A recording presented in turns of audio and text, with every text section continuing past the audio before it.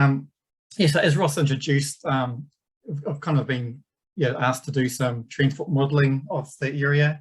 In terms of the scope, what the point of the modelling is.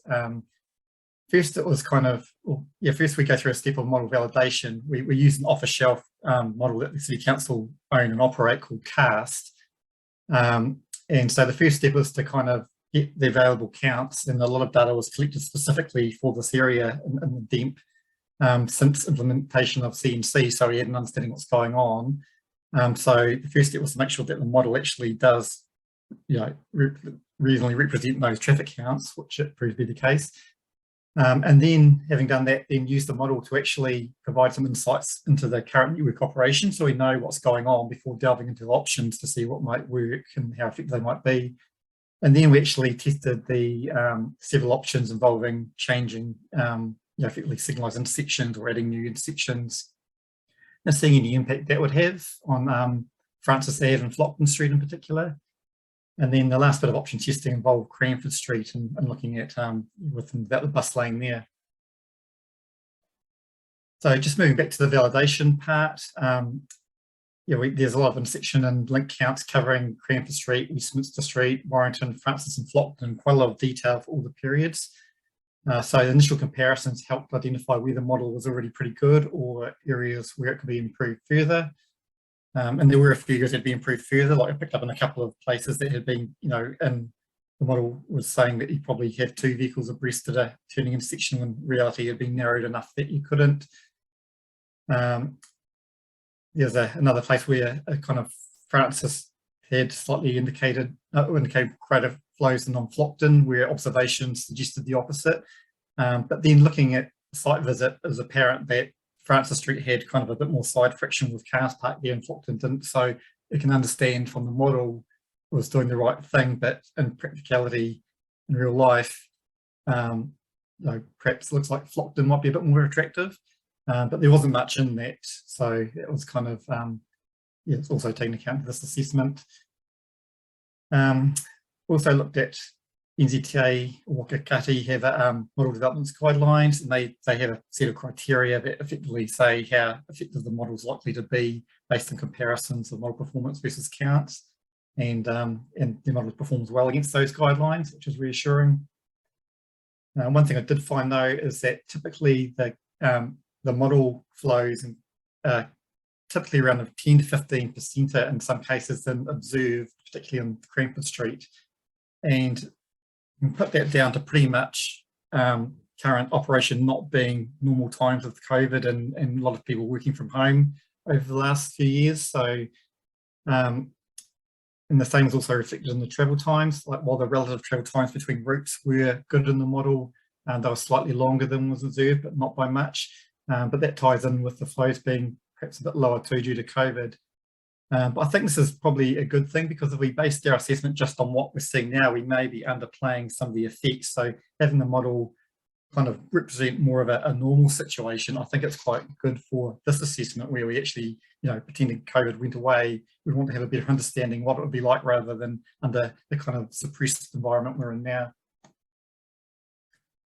That's just a comparison showing the model versus observed. Showing that effectively X equals Y. So if the dots are on the line, each dot represents a turn or an individual count in a certain direction, and all the dots from the line means the counts and the model observed. If the dots are above the lines, it means it's a little bit of an overestimation. And I should point out too, they've actually done two tranches of modelling. One was just the model like this without doing much to it. And then I've actually done one with more refined demands where you can get the model to use the counts to actually improve itself and exactly match those counts. And so I haven't published those results here, but I just did that for my own, benefit as a bit of a sensitivity test. And that confirmed that none of the key results or the slides I'm about to show showed no material difference, which was good to see as well. In terms of understanding the current network operation, there's four main things we've looked at to help our understanding. The first thing, obviously, is traffic flows. The next one was congestion, which we use a measure called degree of saturation, where we can calculate particularly a saturation level, which is the maximum amount of traffic a particular road segment can take, and then the degree of saturation is where you sit on that scale out of 100, with 100 being fully saturated. Have a look at travel times too. I've just used a couple of anecdotal examples here, but I've also the comparisons model versus observed were pretty good there too, within normal tolerances. And finally, we have travel patterns, where what we do is called a select link analysis, where we can click on a certain link in the model and it'll show us where all trips passing through that particular link come from and go to. So that can provide some useful insights. Just jumping into the traffic flows. This is a bandwidth plot, so the thickness of the band is in proportion to the volume of traffic. So you can see Cramper Street here really stands out, and in the morning peak this is, we've got an inbound, we've got about 2,000 vehicles an hour just about coming in at this point. It does drop off south of Innes, so you've got lots of traffic kind of turning in and from Innes and out of Innes as well. And then further down, traffic drops off, heading, well, it kind of distributes across to Barbados and Fulfar and Berwick. And you can see that the main study areas in here, and the local roads obviously have a lot less traffic. But you can see, as you are obviously well aware, you've got Francis, Flockton, and even Oldsford have kind of probably a little bit more than what you'd typically expect for a local road. I mean, you can use other roads as good examples of local roads with the relative bandwidths there. Evening peak, similar pattern, won't spend long on this, but it's effectively just the same thing, but tidal patterns are reversed, with more going outbound in the evening peak, with more coming in the morning peak. Going on to degree of saturation now. These plots show, it's effectively, you can think of it as being areas that are kind of congested, with black being over 85% degree of saturation. So of available capacity, that's 85%, or up to 85% being used. Red is 75 to 85%, and so forth. So in terms of the black areas, you can see we have in the morning peak, this is we're looking at southbound on Cranford. First of all, you get quite a bit here because you've got the northern corridor feeding straight in, and up to this point there's effectively no upstream constraints with the motorway. So the first major constraint they come to is the Innes Road intersection, and I know too that there is a little bit of right turn lane into Innes blocking back a little bit too, kind of almost reducing the capacity. So it can't flow as good as it potentially could if that lane was a little bit longer. And once you're south of that, it's kind of, you're still, capacity is quite high, but it's manageable. But then, yeah, it's very similarly capacity matched through Westminster as well. And ties in with what I observed at Westminster in the morning peak, where there is a traffic management system where it enables 2 through lanes of traffic southbound in the morning peak, but not at other times. But the lane utilisation during the morning peak isn't particularly good there. So there is a bit of bottleneck there, which, so it's using 86% of the capacity, whereas in reality, the actual capacity could be a little bit better if the lanes were used a bit more effectively than they currently are. Other things of interest is we're seeing Francis and Flockton having high degree of saturation. You have to bear in mind that while the high degree of saturation doesn't mean that there's a lot of traffic there necessarily, it means that there's because the exits of those roads are a single lane that has to share all the movements, and there's a slow 40 km/h zone. It's effectively does limit the capacity to only you're talking there several hundred vehicles an hour, whereas here you're talking like thousands. So it just shows the relevance in terms of that particular road environment. Just coming into the evening peak, similar thing, but in the reverse direction. But this time you've got, again, it's the Westminster not particularly having good lane utilisation on Cramper Street heading northbound. There are 2 through lanes available, but because of interaction with the shops, even though it's effectively like a clear lane for through traffic, people kind of seem to be perceiving it and want to be in the right lane, therefore limiting the capacity. Interesting, unlike the northern for the morning peak, where we've got the northern arterial coming in and having kind of effectively no constraints upstream. What we're seeing from town, a lot of traffic coming up north, it's all distributed over a wide number of roads and gradually kind of zeroes in through different sources, like Forfar Street and up through Shoeborn. But the upstream capacity is limited by other intersections, effectively, with all the traffic intersections only releasing a set amount of traffic each signal cycle. So in some ways, even if you put, this is kind of, you're probably not going to get more traffic coming down through here because it's constrained upstream anyway.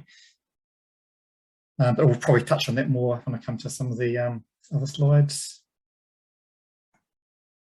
This is an example I was talking about travel times. It just shows there is actually quite a high sensitivity between alternative routes. This time looking at the evening peak, I just did a sample real life during site visit trips starting down at Forfar Street, ending up on QE2 Drive, just to the west of the change. And when I drove that route via Cranford Street this way, that took me 5 minutes and 30 seconds to do the 3 kilometre route. And then I did the same thing again in peak conditions, in this way, kind of filtering through, just cutting up and effectively you're doing what would be, I guess you could call it more of a rat running route through local roads, and then enabled through Philpotts Road, left turn out, and that ending at the same point. And that took 5 minutes 45, so 15 seconds longer. Even though it's a longer route and we've got a bit of traffic coming, it's just that there's a lot less intersection delay. But it does show 15 seconds is next to nothing, so they're hanging quite finely in the balance. And then in terms of model times, the model times were a little bit longer, as I said, because of there's more traffic in the model reflecting the more normal times. But interestingly, the model also reported effectively a 15-second difference between the two routes, which does give some reassurance that the model is kind of estimating the relative travel times pretty well. Coming in now to the select link analysis, here we're looking at Cranford Street southbound, so the star location is a particular link that was selected, so that means that all the traffic passing through this section here, it shows where it's originating from upstream. So you can see most of it's from the northern corridor, but coming in from Cranford Street up from Belfast, Casebrook, Redwood area. You've got some kind of coming in from Innes Road and minor bits coming off the local roads. And then once it reaches this point, you've got it heading kind of mostly south, but some kind of heading east and then redistributing south later on. Similar for the evening peak northbound. You've got traffic coming up from Shoeborn, Forfar, and from the east and coming through this point, and then it's distributing from that point, little bits kind of peeling off locally, but the bulk of it heading all the way up either to Northern Corridor motorway or off to kind of North Christchurch. You can see little bits also peeling off where it does peel off on local roads. Most of it is kind of coming off into local areas here, but there are little bits that are coming out further to the northeast up towards kind of say Preston's or North Up Marshland Road. There's also a route where traffic filters through up to Innes and then uses the left turn, get onto QE2 there, and also Philpotts Road as well to kind of filter up through there. Now looking at Francis Ave, you can kind of see this is the morning peak, where a lot of the trips are kind of coming from this internal area here, but we are again seeing some filtering in from kind of Burwood, Preston's area coming. It's quite an attractive route in the morning coming down here. It seems to be quicker than using Hills Road to come down and then come through, I guess, either Francis. We also are getting some, we were talking about before, at the intersection of Innes Road here, where it starts to get a bit of congestion with a high degree of saturation. So you are getting some trips actually peeling off onto local roads and then filtering through, which I guess is what people are perceiving as happening as well, effectively running through and then coming down to trying to get into either the Beta Street or far to get into town. Looking at Francis and the northbound in the evening peak, obviously the one-way system feeds into Forsyth Street, so it's quite attractive for traffic coming up. A lot of it ends up in this kind of main central area here, but again, some filtering through to destinations further away.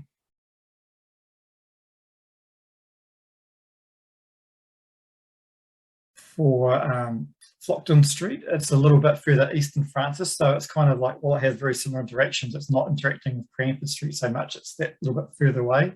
But as I said in the introduction, that's when in the model's doing. And in reality, I think that almost Flockton and Francis can be, they're effectively so close together and doing the same kind of thing that, you know, both the patterns I'm showing here could almost look equally apply to both roads.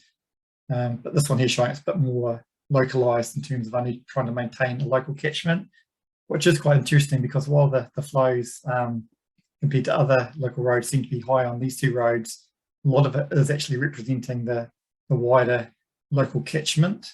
Not only a very small proportion is probably outside, you know, kind of north of that QE2 area.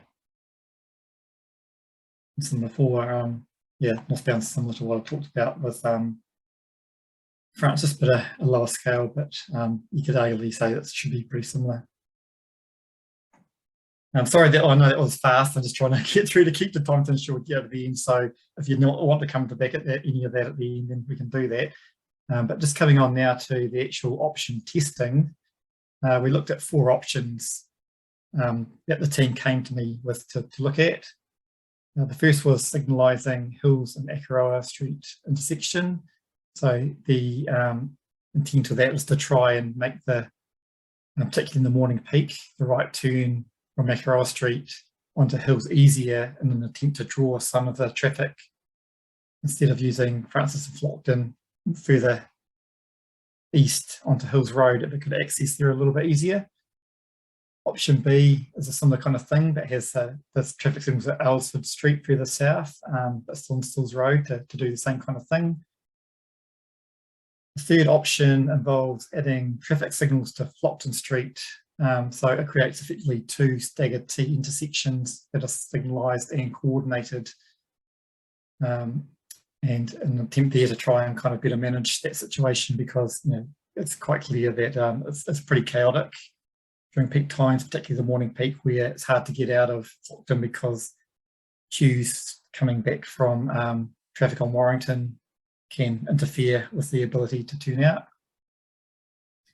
And the final option we looked at was particularly reinstating the northern arm of Forsyth Street. So that was taken out as part of the original, I guess, works associated with CNC. And so by putting this back in and signalising, the intersection has been signalised as a 3-way intersection. It used to be around about formally, but yeah, putting a 4th on those signals was this option to see if that would effectively, I guess, provide some lift to Forsyth and Warrington by creating a new route. So I'm only, so I'm going to go through each of these options in turn now. I'm only going to show a couple of slides, even though we've tested for all directions and periods, just to keep on time. But it's the team and I agree that the ones I've chosen do, I guess, show the essence of how the option's performing and how we drew the conclusions we have. So coming to so option A, this is looking at a change in traffic flow. So this is the intersection we've signalised here, which is currently a priority intersection. So the right turnout is really difficult in the morning peak because of the high flow coming in on Hills Road. So when we signalised it, what we found, it actually has a bit of a detrimental effect on Hills Road, where traffic starts to seek other alternative routes. And while there is a bit of an increase on Acura Road, like we'd hoped it hasn't actually drawn any traffic away from the main area of interest, which is down here. So in that regard, it hasn't been very effective. And in terms of the change in traffic delays, where red's an increased, green's a reduction, we've effectively added delay on all three. Well, yeah, in terms of showing up red here, even though the right turn has gone down on the Acura Street, we actually introduced a delay to the left turn as well, whereas before the left turn usually had a lower delay. So yeah, overall these impacts, I mean, they're only small changes, but it's still has a slightly negative impact. So the conclusions for this option are that effectively the delays that are reduced in Hills Road are about 10 seconds north and south. And while the option, I guess, seeks to address a peak period problem, once you introduce traffic signals on a road like this, those traffic signals actually start, that they have delays that will apply throughout the entire day. There also can be other positive benefits of traffic signals, though, like they can enable crossing of pedestrians and cyclists and things too. So there are secondary benefits, but I guess are more unrelated to what the intent of what we're trying to do here is. So the right turn delay from Acura does reduce, but only tracks about an extra 80 vehicles an hour during the peak period. And as I said before, no material difference to Francis and Flockton traffic flows. Looking at option B, we can see a very similar pattern here. It's just effectively we've translated everything further south with a detrimental effect on Hills Road. This time we do draw a little bit of traffic away from showing Francis, not so much Flockton, but in reality it probably you would get a bit away from both. But some of that actually looks like it's transferred across to Alsford Street. And so you've just basically transferred an impact from these two roads onto Alsford Street. And again, you'll have, just from the delay diagrams, you've got a similar thing where you've got a slightly decreased delay there from Alsford Street. You do have an increase on Hills Road, and that will apply to all times of the day, not just the peak periods. So summing up the conclusions for that, the delays introduced on Hills Road are in the magnitude of about 5 to 10 seconds per vehicle, both northbound and southbound. It kind of has the desired effect of attracting some traffic to Alsford due to the improved right turn, but very kind of minor corresponding relief on Francis and Flockton, and just effectively transferring that same impact onto Aylesford. Right, for the third option, the signalised T at Flockton and Warrington Street. I should include the diagrams first. Traffic flows here, introducing the signals at this point in here and coordinating the two traffic signals. It does actually, again, when you put traffic signals in, it does kind of create, for the timings to work, it operates less efficiently, I guess, for the through movements than what it does now. So what that's done, it's kind of creating a bit of some traffic to divert to avoid going through the double signals. So they tend to, in the morning peak, divert down to, I think it's Edward Ave here and Edgware Road, and kind of coming around and kind of translating across to the southeast like that. And very little impact on Francis and Flockton. So not much effect there. In terms of delays, the traffic signals, even though Flockton has its own kind of, I guess, traffic phase, the overall delays are a lot higher than what they are in the existing situation, just because the way the traffic signals work is that they can only give very limited time to that approach without severely compromising all the others. Yeah, and that's with increasing delays on all the other approaches too. So the main conclusions drawn from this option are similar or increased delays on Flockton Street, negligible reductions in vehicle volumes on either Flockton or Francis, and also reduces the level of service along Warrington Street as well, with some of the east-west traffic diverting this area and transferring onto local roads instead. So up to the final option now. So we're actually doing probably a little bit better than expected for time. So which is, I guess, a good thing.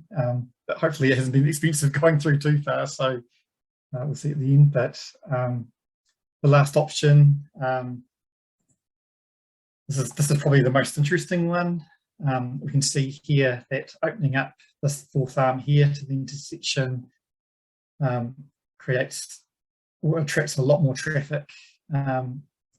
This is looking at the evening peak, but a similar thing happens in the morning peak as well, but more emphasised in the evening peak because it ties into the one-way much easier. So you've got traffic coming up, and it's you can see that it's filtering through the local roads now, particularly Mersey Street here, and up through Severn Street, and while both Francis and Flockton are relieved, you can see that effectively the increase here is more than the decrease here. So overall, we've got, I guess, a net amount more traffic using the local roads than what we had without signalising this north arm. And the other interesting thing is that's actually drawn traffic away from Cranford Street, and Cranford Street we've actually added a whole lot of capacity to accommodate additional trips on Cranford Street, but we've actually now we're not, if we do this option, we're not actually utilising that capacity anymore because we're encouraging to use the local roads instead. So it effectively goes against everything that DEMP was going out to achieve. Which, and then when you step back and think about it, it actually explains the rationale of why this option was included and kind of effectively form part of DEMP in the first place. So yeah, I hope that makes sense, because I found the option testing coming into it without kind of, I guess, with an open mind, I found this really, really interesting to see these kind of effects coming through in the model. Yeah, similarly, the delays are all kind of relatively minor in terms of the changes, but it's more, in this case, it's the impact of the traffic flows that is more significant. So the conclusions for this option are then, I've pretty much already summarised, and I'll go over again for emphasis. A significant volumes along Forfar and other local streets in the St Albans area. Some relief for Francis and Forfar, or should be Flockton, those should say. Attracts much more traffic overall to use local roads than currently is, and the corresponding traffic reductions on Cranford Street in areas that were designed to have an increased capacity effectively have been undermined by attracting the traffic through to local roads.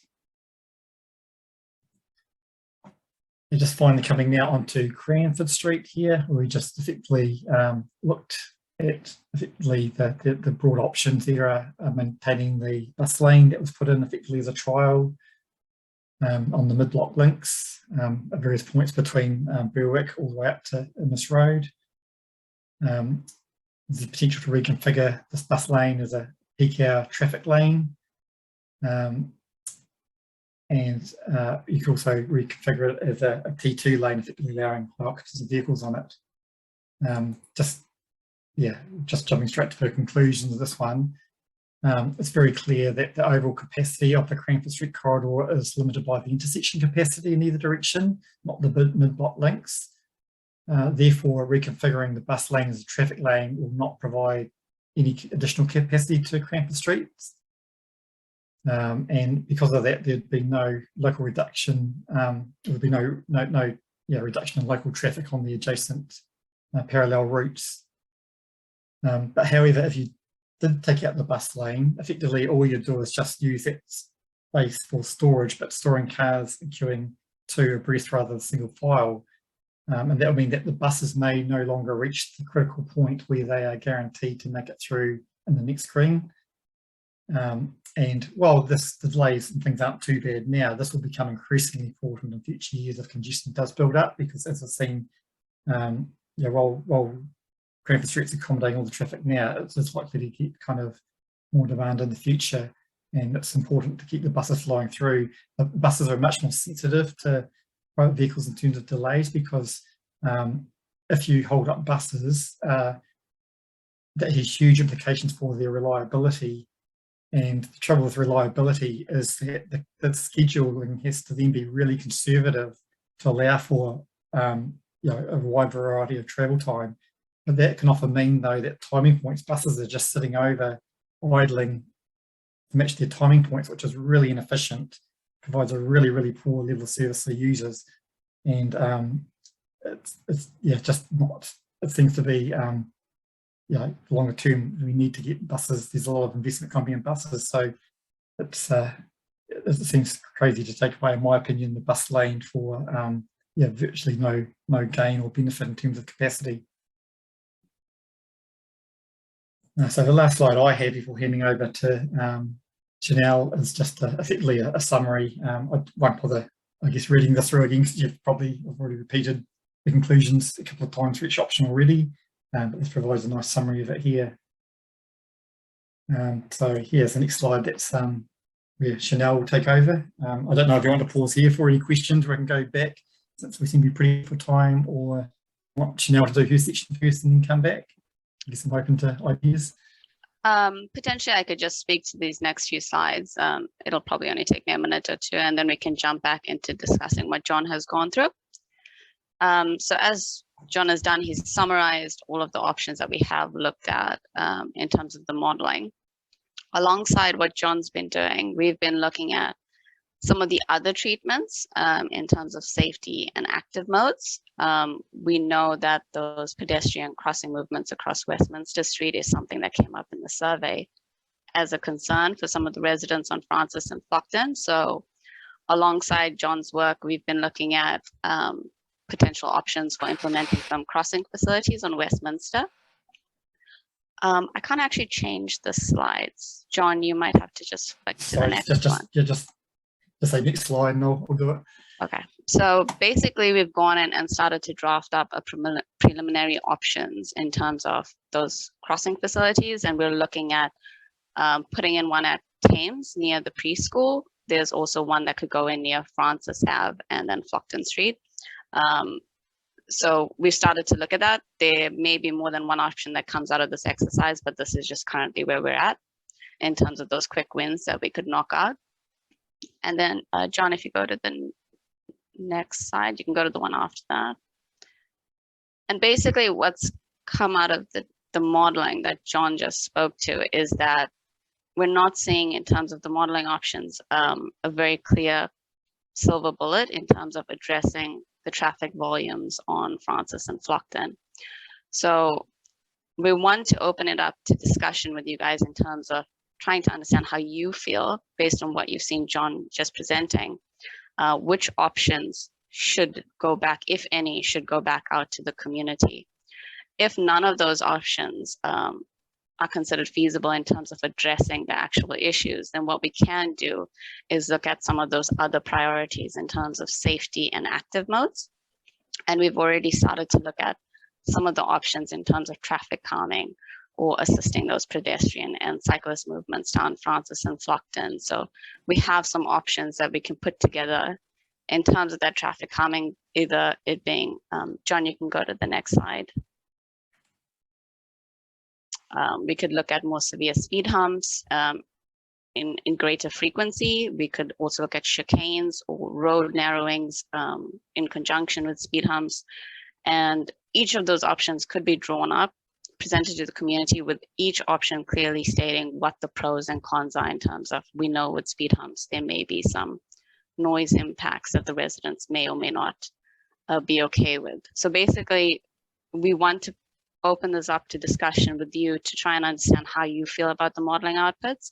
And if none of them are going to be taken forward, then our next steps will be to start looking at some of the traffic calming and the safety and some of those other treatments we can do more locally to address those other concerns. Yeah.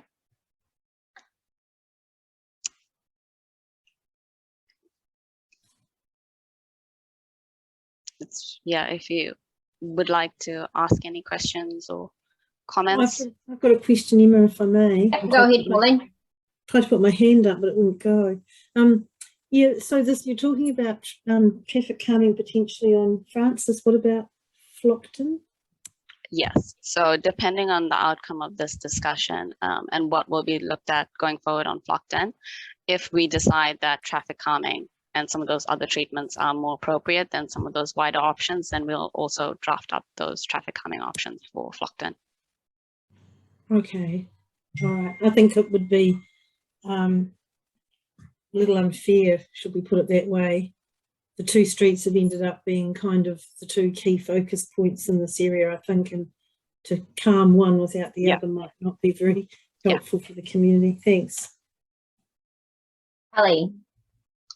Thank you. Look, I've got quite a few questions because there was a lot of information there, so I won't ask them all at once. I'm just after some clarification on some of the information that came through. There was a mention of intersection capacity being problematic when it comes to looking at removing the bus lane, because removing the bus lane means that the problems with intersection capacity won't make removing the bus lane work. Can sorry, John, probably you, I guess. What is the issue with intersection capacity? I'm not understanding what that means, and if you've got a visual to explain it, that would be helpful too.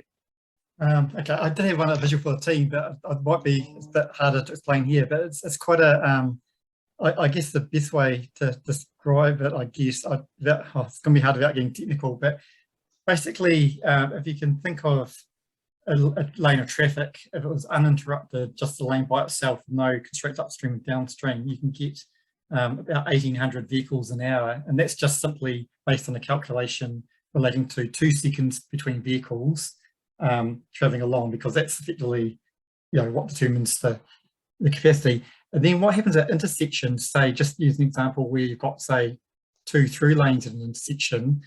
How often you go for a single lane, then the lane branches out to multiple lanes for people turning. But just focusing on the through movement. So you go out to 2 lanes. So theoretically, you've got 3,600 as your capacity there. But in the case of the signals here, when you look at the signal timings to accommodate other movements, you're only getting about 30% of the time as the green time. So effectively, you're limiting what you can get through on your approach lanes at the intersection. Okay, thank you. No, 1,500, yeah. So it's a long story short. So if you were to put in a lane additional or utilise an additional lane, you'd have to have about 5 approach lanes at the intersection to get that through, and that's not really viable.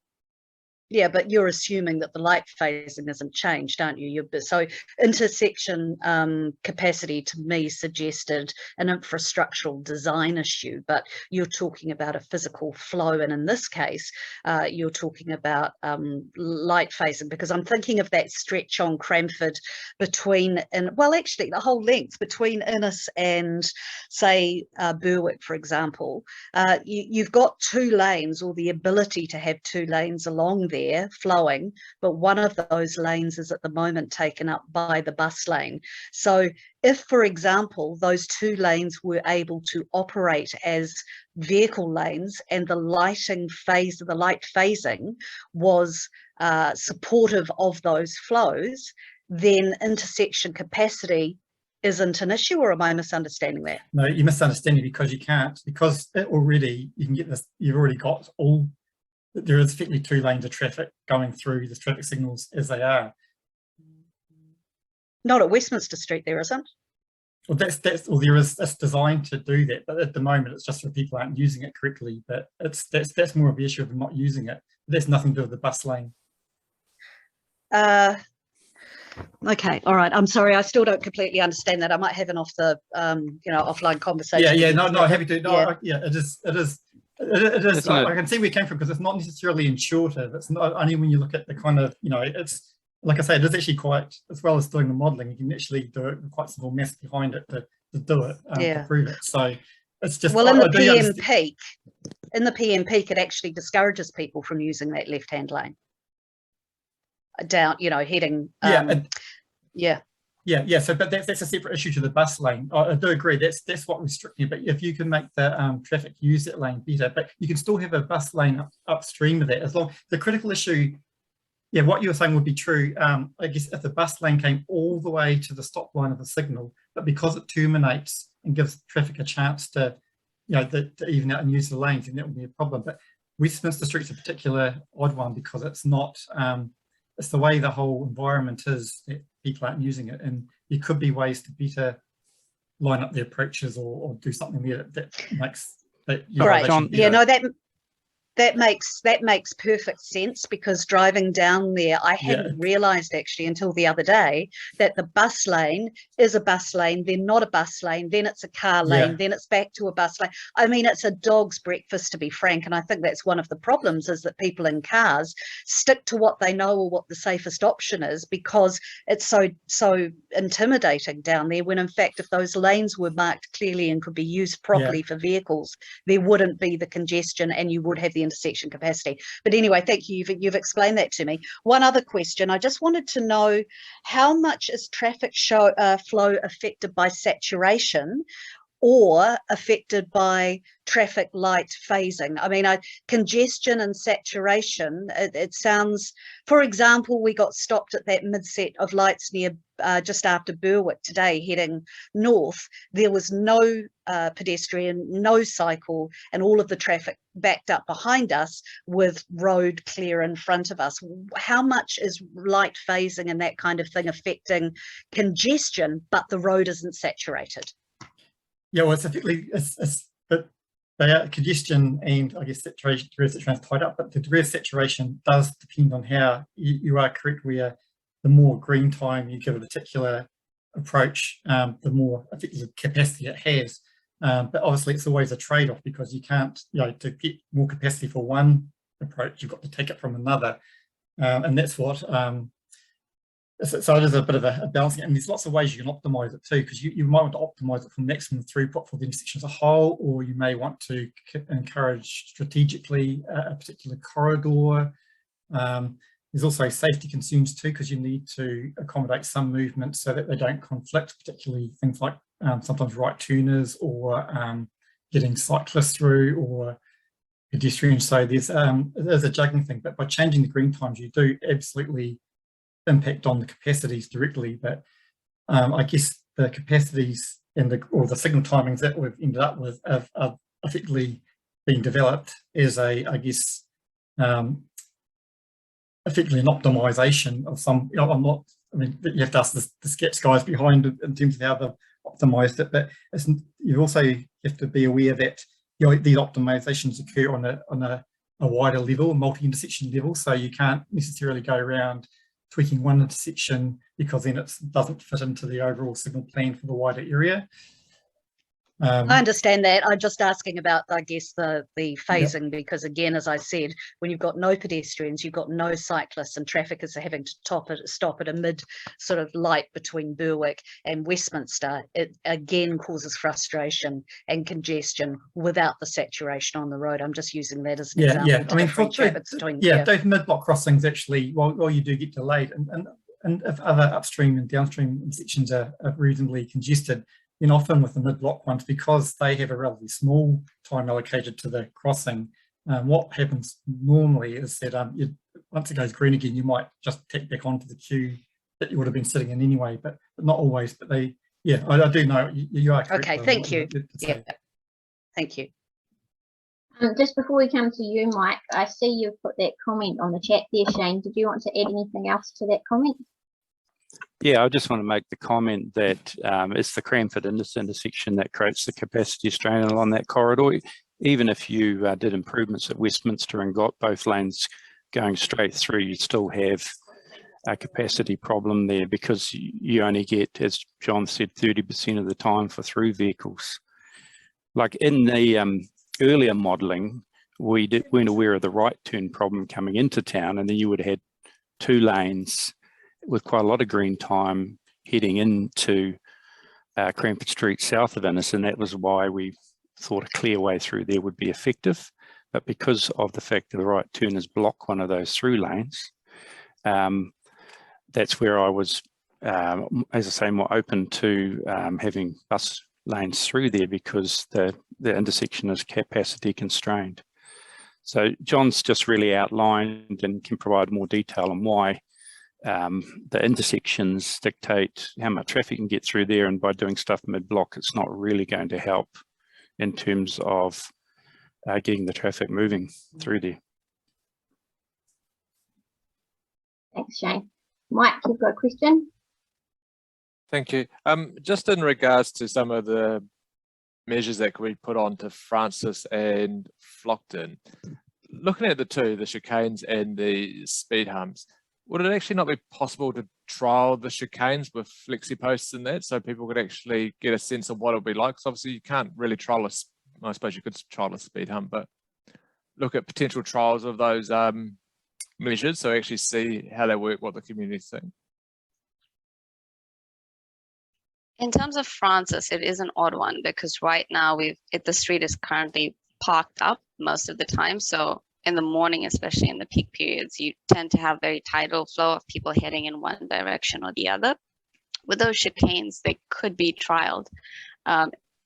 In terms of, we kind of have an understanding of what those treatments are going to do in terms of either reducing those speeds or trying to improve driver behaviors and trying to facilitate those movements a little bit better, because that was another key concern that came out of the survey. In terms of doing a trial, that is a possibility. Yeah.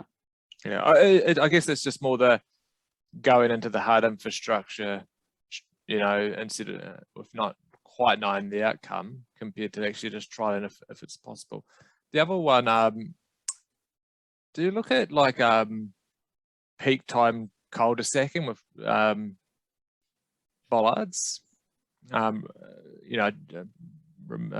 that move up and down like the sort of similar ones in Oxford Terrace? In terms of the cul-de-sac, the council has previously done trials on Francis and Flockton where one street was closed off and then the other one was left open. We did see a huge shift in traffic from one to the other, depending on which one was closed off. And that resulted in a lot of feedback from the residents of whichever street was dealing with the traffic at that moment. Cul-de-sacing was originally looked at as an option in our MCA process, but we know from the trials that was done by the council that restricting movements from one street tends to push those vehicle volumes onto the adjacent street. But what happened, and I'm not talking about a permanent 24/7 cul-de-sac, I was just talking about one that would have bollards that could go up and down just at peak times. Yeah. What would happen if you did it to both streets and therefore tried to put the cars onto the bigger roads? Would it just create too much congestion? Yeah, we haven't really considered cul-de-sacing both streets because we know that in that area there's a collector missing. We know that Aylesford is supposed to be serving that function, so that would probably end up pushing that traffic onto the adjacent street. It could be something that we look at, but how that would affect the wider area is something we'd have to consider as to where that traffic would divert to. It's just a thought. Thank you. Thanks, Mike. I have a question. So are we going to look at a way to make that Westminster intersection more efficient and get people using those other lanes?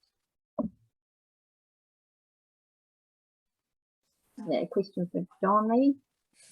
I can't really answer that on behalf of council. It's really up to I can probably add something to that. We have talked at length about some of the stuff down Creeper Street, including that mid-block crossing, because we know there are people that are going through the red light. So we've talked to the people in the traffic operations to understand what is happening there, and if there is have those signals being optimized as much as we can. Is there anything more that can be optimized through there?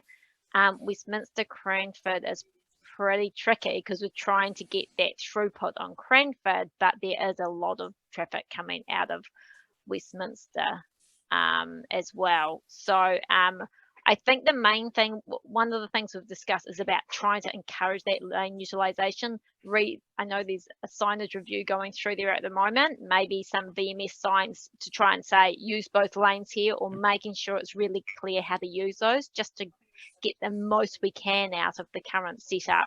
I definitely think there's something to be done there through that lane utilisation.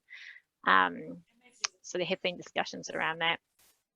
I think you kind of need to give Christchurch drivers permission to use that lane because they think like they're jumping the queue if they come up on the left-hand lane. I think there's a bit of that going on. And the other issue through there is that there is vehicles often parked in their clearways during the peak periods when they're not meant to be. So it is often very hard to actually be able to do that because there's cars in the way. So there need to be more enforcement of the clearways to get that working. Oh, Shane, yes, enforcement, that's what we need. Could I just ask something very quickly? And I know I've had a lot of time, and so I'll keep it quick. I put a message into the everyone chat there. Can I ask the experts about this? If we did manage to find a way to deal with the flows on Cranford from Innes to Berwick, that is, make it flow, not necessarily be faster, but make it flow, because the frustration is in the congestion. Would that then make any other options we've looked at and had presented to us today, including extremely expensive traffic lights going in, academic? If we can address what's happening on Cranford, and we've seen from the modelling that actually anything we look at doing around these streets will just spread the traffic elsewhere. If we sort Cranford, will that deal with it? No, I'd say probably no, because what's more likely to happen if you make Cranford, say you can magically make it better than what it is today, what would likely happen is you just induce more traffic. Particularly you make it easier to drive, then you get more trips, particularly lower value trips, because people, I guess there'd be a lot of people who decide to travel or not. It depends on the value of your trip, and if there's a lot of congestion, they're prepared to put up with a lot of time because that trip's valuable to them. But if you make that trip easier or reduce the time, then you might have some trips that are more marginal that people would have made but can't be bothered because of congestion. But if it goes down to, I'm actually going to take my car instead. So what you end up doing is just inducing more traffic and getting back to the same point. So it's, yeah, like no place in the world has ever built themselves out of congestion. Okay, appreciate that, John. And look, I think that's great if you've got a decent public transport system. But yeah, you know, and we don't. Yeah, I know. But that's yeah. why that's why the bus lanes do start to play quite a significant role, because otherwise you become captive to, you know, having to have a car and then being stuck in congestion. You've got no choice. So that's why it's really important that we start making choices, because otherwise, yeah, it's not going to be a good outcome for anyone, really. I also wonder whether park and ride is an issue here. I mean, we seem to be tinkering with the end that we've got at Cranford and down to sort of into Edgware. But if we dealt, as I know has been mentioned before, if we'd actually put in a bigger strategic picture here and had people being able to park and ride in, we would be supporting that bus service, but we just aren't. Yeah, we get Waimak and Selwyn, or Waimak has park and ride, both coming at Kaiapoi and Rangiora, and both those routes actually use Cranford Street. So you're actually picking up park and ride by having the bus lanes down through there already. And also you can actually park informally anywhere you like on any local road and walk to the nearest kind of bus stop anyway from there. So there's a lot of flexibility. You don't need a formal park and ride and such to people to use their car for that first section of trip, even though not ideal. But it's not promoted though, John. It's not promoted though at all. Anyway, thank you.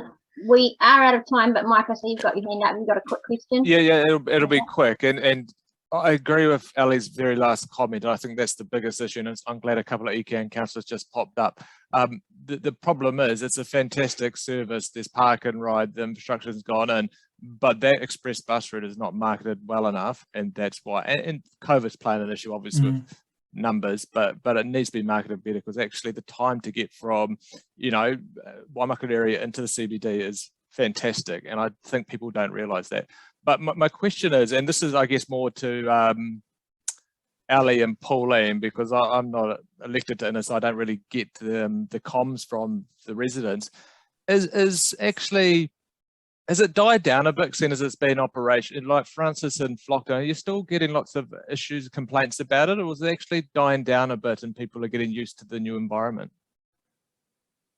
It's dying down. It has died down. The reason it's died down a little bit, I think, is a combination that they're kind of giving us some space because they know we're looking at it. But secondly, I think it's because COVID has made a huge difference to the traffic flow. I mean, it is dead out there sometimes when it's been really busy. Have you found that, Pauline? And it's died down, definitely, yeah. No, that there's less traffic on the road because of COVID. Okay. Yeah, I think that's generally a fair thing to say. And I think I did mention it in the briefing that it's a bit difficult to get a true measurement, but I think you can actually transfer, you can make an accommodation for that and transfer the modelling. Is that correct, staff? You can adjust it for the COVID? Yeah, effectively, as I explained, that's the modelling assumes a non-COVID situation because the model doesn't know about COVID, so it's just doing what it's, normal behaviour effectively. Yeah, but it has died down, and whether people have got used to it or it's at an acceptable level that it's not, Yeah, but I guess the fact that we've got COVID and the fact that they know we're doing something's not potentially the reason behind it, not getting as many complaints. Okay, cool. Thanks. Thanks, Mike.